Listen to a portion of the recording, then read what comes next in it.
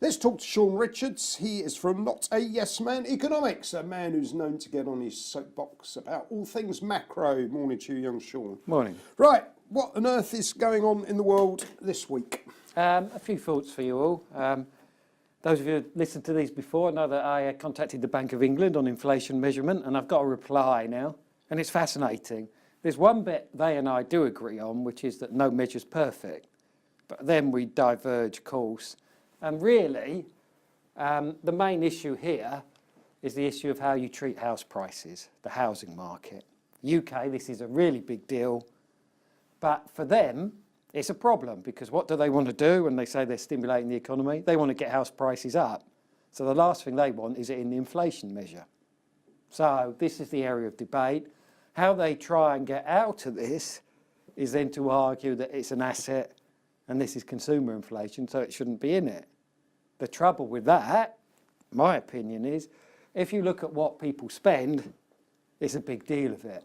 And this doesn't matter which side of the argument you go, whether you've bought and you've shelled out, whether you've bought and got a mortgage, or whether you're renting in whatever form, reports everywhere are saying that these things are unaffordable or increasingly unaffordable or very difficult for people. Friends I know, for example, my part of town, Battersea, if anyone buys now, it's shared appreciation. They can only buy part of it. They can't buy it all. And yet we're told there's no inflation. So this is the argument, the issue that's been spinning around for quite some time. To give people an idea of numbers, even on the ones that they calculate, which are flawed, if you put house prices in, then that section of the inflation thing is double what it is if you put rents in. So this is a big deal. For example, if we come to today, you'll see a lot of people opining and putting stuff out on what real wages are, but you can't say what they are until you've got a clear idea of what inflation is. I spent a bit of time criticising people yesterday who were using what's the sort of, what would you call it, favoured number of the Office of National Statistics, CPIH, and I said, you're wrong putting this out. Why am I arguing that they're wrong? Because a fair proportion of that is imputed rents they make up. They assume owner occupiers pay rent. Well, no, they don't. So you can't deflate someone's wages by something that don't exist, can you? Yep, that's fair. And so these are the problems here. And then coming back to the thing, you might be sitting there thinking, why does this matter?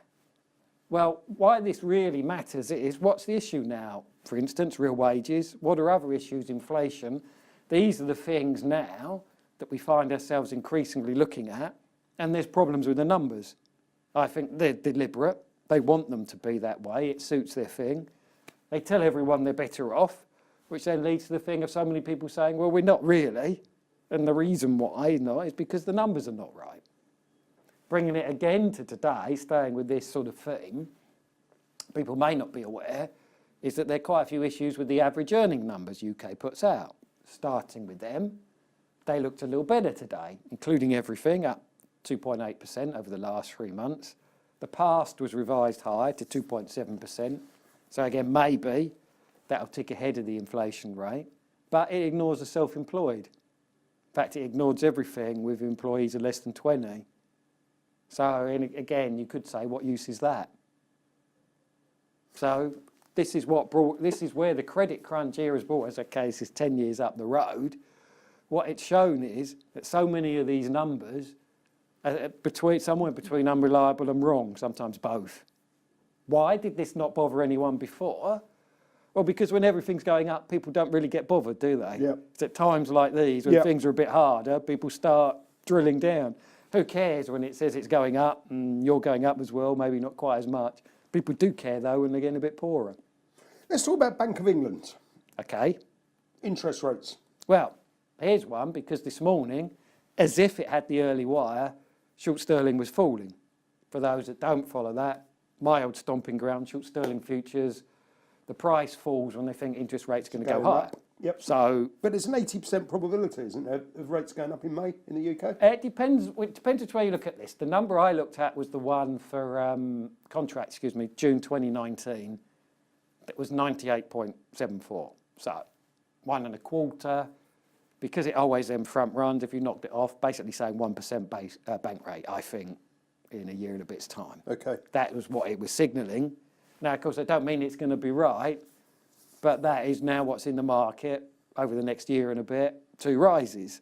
The next So one in May, one in November was, I think. Yeah, perhaps. Or perhaps not. Well, this is where the thing swings round a lot. That's now the consensus. Bank of England's leading people that way. Next issue is, who's in charge of the Bank of England? Some with the nickname of the unreliable boyfriend. Yep. So there's a thing. Something else that flicked through on the newswires this morning, European Central Bank suddenly saying the output gap's a bit larger. Now, why does that matter? Because that's the way central banks start stepping back from saying they're going to tighten policy. Oh, look, oh, this gap, oh, inflation's not going up, oh, we don't need to do anything. They tend to do this sort of thing in concert. So, if, say, the Bank of England started following that thing, suddenly your bank rate rises have gone. That would be their way out, if you like, or their excuse, if they felt they could argue that. So I think that the thing's more complex than people think. We've been led down this road before, haven't we, by Mark Carney? We have He's going to indeed. raise them and then he doesn't do it. So I think that there are pitches in that, particularly considering somehow or the other the pound's now stronger. That'll bring inflation down on its own. So we get quite an odd position, really, if he does it. And here is, I think, a real big timing problem. If you were going to raise rates, the time to do it was a bit after the EU leave vote to keep inflation down. Now inflation's coming down anyway. Why would you raise? Shaun, on that note, thought-provoking as always. Any chance of you actually working for the Bank of England one day? Seems quite unlikely, really, doesn't it? I've upset quite a few of them. I don't think they're like... I've put out, for those that follow these things, a sort of initial reply to their response to me. I'll do a more formal one. They're wrong. It's not my fault. It's their fault, but they're not going to like that, are they? Shaun, as always, brilliant stuff. Thank you.